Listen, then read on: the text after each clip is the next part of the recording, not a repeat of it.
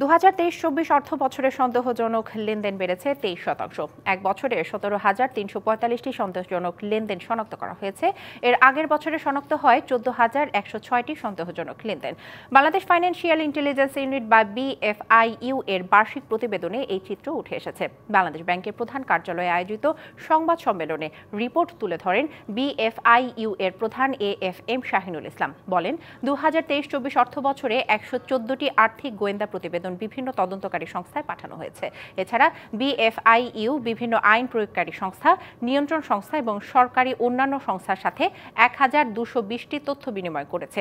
এদিকে পাচার করা অর্থ ফেরত আনতে 3 থেকে 5 বছর সময় লাগতে পারে বলে জানিয়েছেন গভর্নর।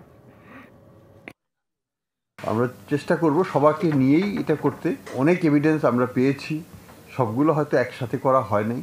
আমাদের 12টা 11টা যে joint information team investigation team করা হয়েছে